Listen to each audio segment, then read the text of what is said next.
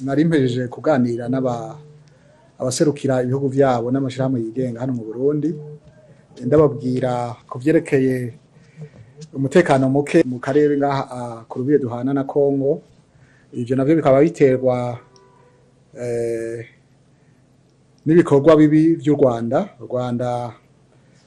rushaka kwifatira akarere, kandi rwari rwasinye amasezerano yo guhagarika ingwano no kugarura amahoro mu karere.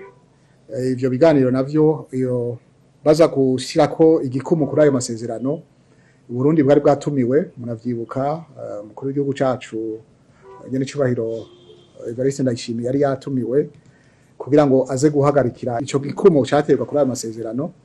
Hanyuma ariko ico gihe naho amasezerano ariko arasinywa, ingwano ntizahagaze kuko Urwanda rwagumye rurunda abasoda babo rufata ibirindiro.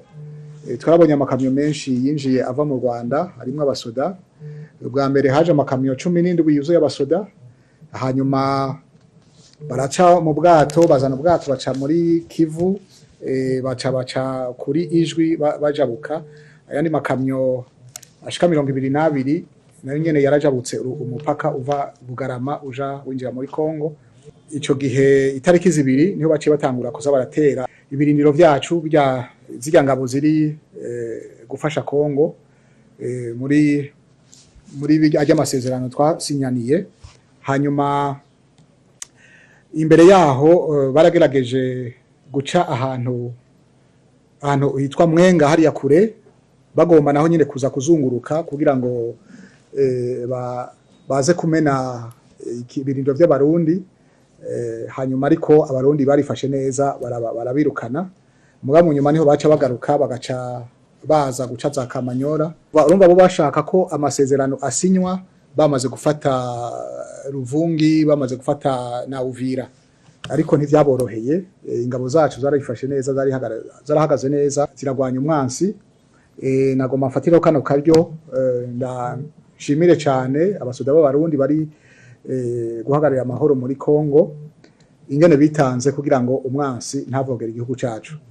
Ariko naho byagenze gutyo, umwansi yagumye agira ingufu nyinshi, umwanya wose aguma yinjiza abasoda.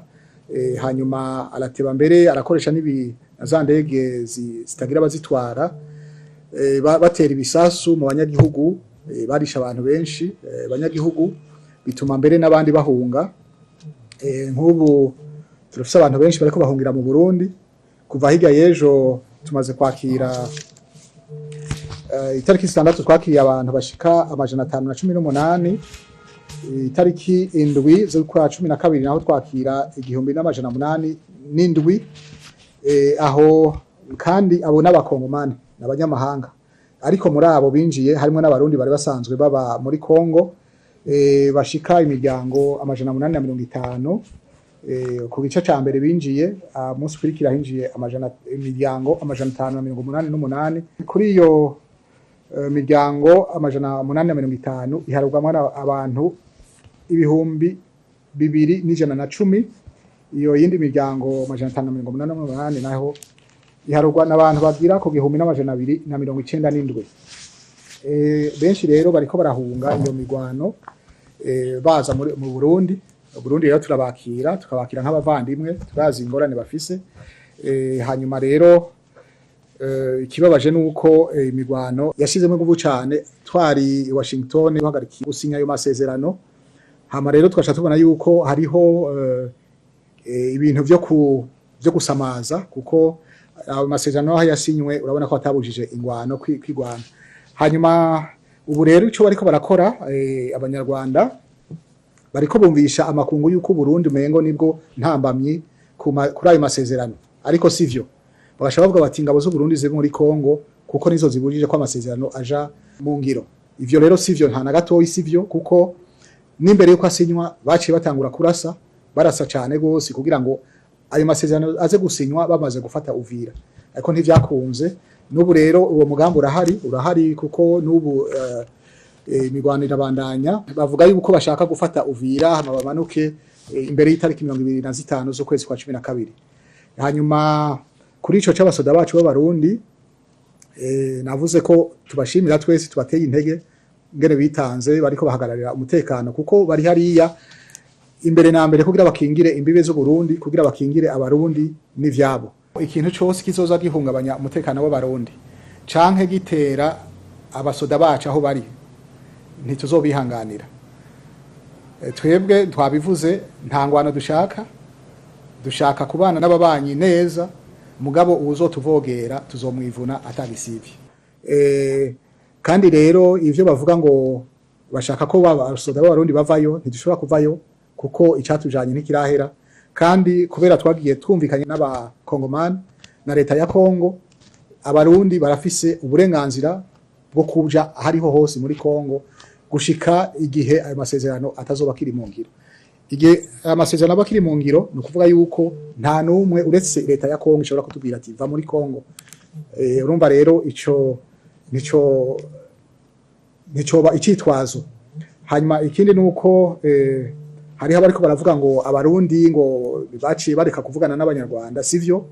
Abarundi inzego ziravugana, hariho inzego zivugana ku rugero ngira ngo rutoyi, ariko ivyo biganiro birahari mugabo hari igihe twagize tuti none woza kuvugana n'umuntu ariko arakurasa kubera iki. Hanyuma ariko twabonye ko biba ngombwa yuko tuguma tuvugana. Ntibabeshe rero ntibavuge ngo abarundi ngo banse kuganira n'abanyarwanda sivyo. Twebwe abarundi inzego zacu zagumye ziri dispose, donc bagumye bari bavuga bati turi ngaho nimwadukenera muratuvugisha kuko nakare bahora bavugana. Ubu rero ntibarinda guca ku bandi kure ngo twanse kuvuga sivyo kuko inzego zacu z'umutekano n'izindi benshi barazinanye. Murazi abanyarwanda benshi bakuriye ngaha mu Burundi, nabo bakora muri izo nzego barazinanye n'abarundi kandi bahora bavugana imisi ngira ngo kenshi. Ubu rero babonye ko ngira ngo amabibi ariko barakora bacha bavuga bati reka byose tubite ku barundi tubabwire ko abarundi abasoda b'abarundi aribo ntambamiza ku mahoro gushirwa mu ngiro y'ayo masezerano, ko ari bo banse kuvuga ko tuvugana ariko sivyo, nivyo byo kubesha. Kandi ngira ngo hano kongera ko yuko ngira ngo kubona abaja gusinya amasezerano abandi bari kuri tere bariko bararasa bica abantu, ivyo bibombe nababwiye ni vya bibombe bitaraba batera mu banyagihugu bakica abantu. Nibaza ko ngira ngo ni nishirahamwe mpuzamakungu izo bari biraba kuko gutera ibibombe mu bantu b'abanyagihugu atacu bazira. Nibaza ko biteye kubiri n'amategeko mpuzamakungu. Hamabwo menya yuko kandi barateye n'amabombe ku butaka bw'u Burundi mu Cibitoki. Ico naco hakaba barakomerekeje abantu babiri, umwana w'imyaka 12 n'umudamu umwe. Vyaguye mu Cibitoki aho hari tariki 5 mu masaha ya saa 4 ziburi minota 15 mu karere ka Nyakagunda impande y'isengero rya Methodiste mu hagati ya transversale ya kabiri n'iya gatatu muri zone Rugombo. Ariko igihugu abasoda bacu nabo baciye bifata neza, baragerageza kwigizayo abantu bariko baradutera. Nkuko nabivuze ivyo bitero rero uretse abantu bishwe byatumye n'abandi bahunga benshi cyane. Ubu mu Burundi turiko twakira abantu benshi kandi abo bantu nabo bashika ataco bifashije, kandi muzi twari dusanzwe dufise impunzi nyinshi gose zirenga ibihumbi 100 z'abakongomani bari maze kwinjira. Abo bose baza kwiyongera kuri ivyo bigatuma rero bufasha bugorana cyane ko n'amashirahamwe mpuzamakungu ataco yihereje cyane ntaraseruka kuri izo mpunzi. Ico mwomenya nuko abarundi turiteguye twese gukwingira igihugu cacu, hanyuma no kubahiriza amasezerano aduhuza n'ufatanya n'ibindi bihugu nico ca Congo kirimwo.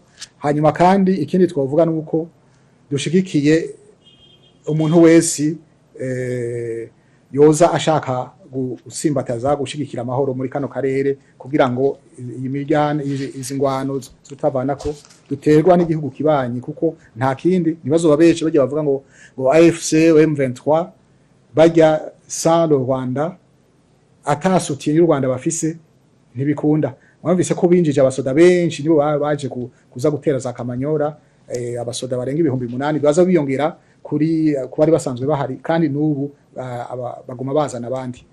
Ntiyateye akagere Burundi, yateye akagere n'igihugu ca Amerika. Le President Trump yahagarariye amasezerano, ngira ngo ibihe nivyagera, iminsi niyagera, ngira ngo ntihazobura inkurikizi kuri ivyo bintu, kuko nta muntu yogaye abantu bose.